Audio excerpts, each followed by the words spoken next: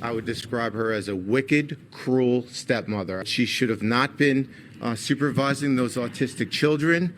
The evidence is going to demonstrate that Angela herself, unfortunately, despised those autistic children. And she's 100% innocent.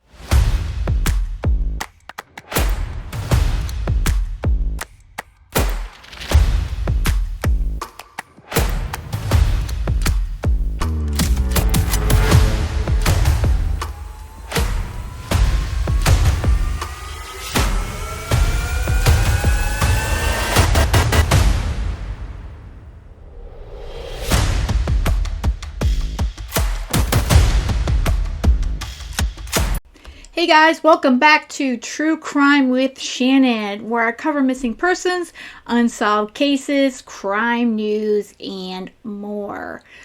Alright y'all, we got an update on Angela Pollina's trial date. So we got something coming up in February for more justice for little Tommy and his brother. But before I get into the update on that, I always like to feature a missing persons poster on the channel. So let me pull up today's missing persons poster. Today's missing person is Paris Clark. She's a 15-year-old black female out of Texas. It states that she's 4'11", 115 pounds, brown hair and brown eyes.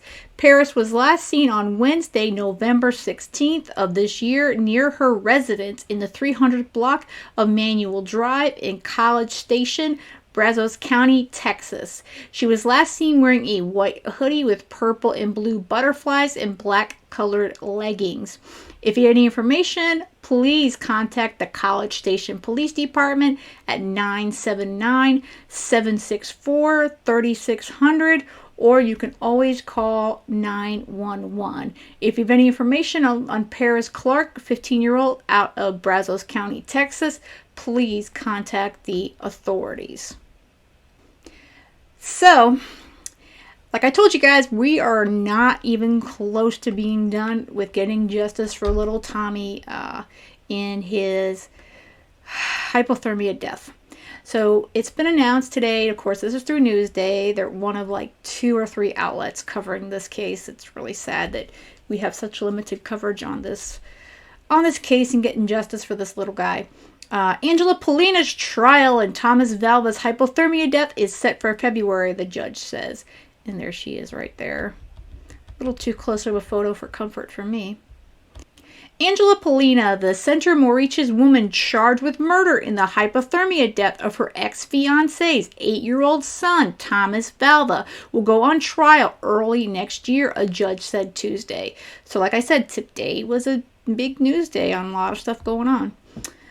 Supreme Court Justice Timothy Mazzei set the start of jury selection for February 21st in the trial of Pollina, who has pleaded not guilty to charges of second-degree murder and child endangerment in the death of Thomas and the alleged abuse of both Thomas and his eldest brother, Anthony, then 10 years old. So, February 21st, they're going to have jury selection. Pollina, 45, was engaged to Thomas's father, ex-NYPD officer Michael Valva, who was convicted earlier this month in Thomas's January 17, 2020 death. Pollina, who has been jailed without bail in Riverhead since her arrest on January 24, 2020, did not appear in court on Tuesday. Pollina's defense attorney, Matthew Toohey, said Tuesday that his client intends to testify at her trial and said his defense will emphasize that Pollina was not involved in Thomas's being either hosed off or bathed, which the prosecution and defense respectively blamed for Thomas's death after the boys slept in an unheated garage when temperatures were just 19 degrees.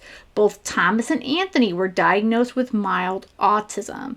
I have a pretty straightforward and simple theory. Number 1, he did it, said Toohey, speaking outside the Riverhead courthouse Tuesday. He's guilty. He was found guilty of it.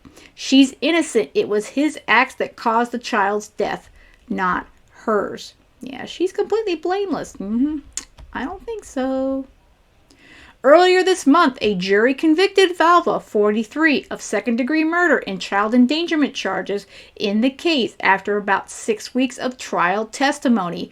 Valva is scheduled to be sentenced in December and faces 25 years to life in prison. Suffolk prosecutors alleged at the trial that Valva and Pollina, quote, acted in concert, unquote, and showed, quote, depraved indifference, unquote, when they forced Thomas to sleep in the unheated garage and failed to render timely aid as the boy was dying.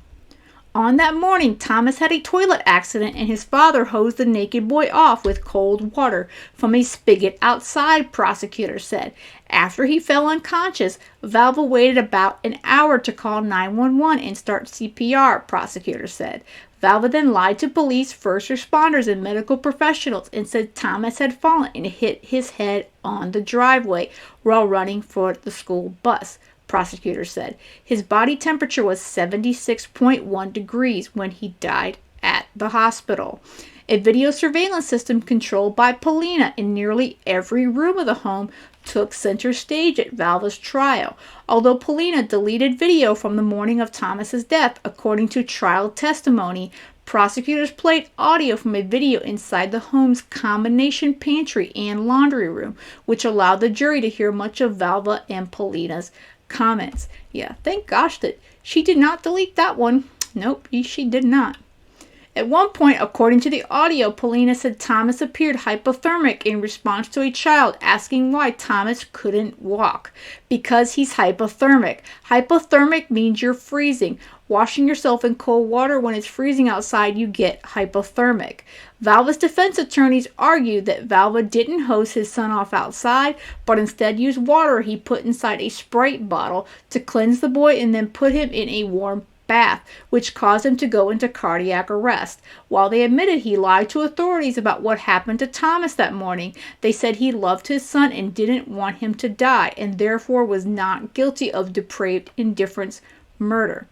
Two, he said prosecutors spent so much time vilifying Pollina during Valva's trial, but he would direct Pollina's jury to concentrate on the events on the morning of Thomas's death. Yeah, because she had so much to do with abusing both boys. It's just sick. Angela Pollina had no part in that too, he said. Angela Pollina was taking care of her kids in the morning, doing her thing. He did it. He's guilty, and she didn't do it. She didn't commit the act. Asked about text messages between Pollina and Valva, presented at Valva's trial that showed it was Pollina who instigated and perpetuated the boys sleeping in the garage. Too, he said, those were mistakes of hers, wanting the children in the garage, putting them in the garage. Two, he added, I don't think those comments neither condemn or insulate her. It was his act with the spigot, hosing the boy off after they got out of the garage. It was clear that when he, Michael Valva, on his own violation, hosed the boy off, and when Michael Valva put the boy into a bath that killed him.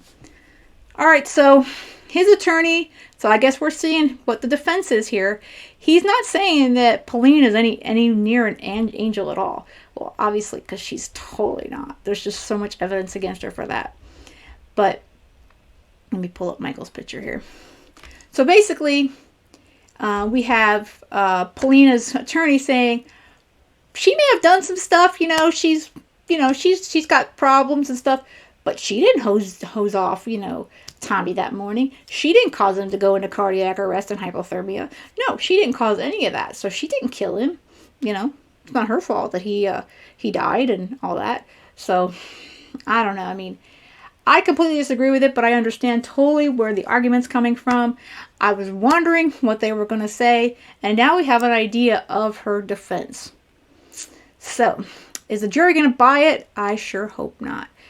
And again, we're going to see next month, what Dad gets.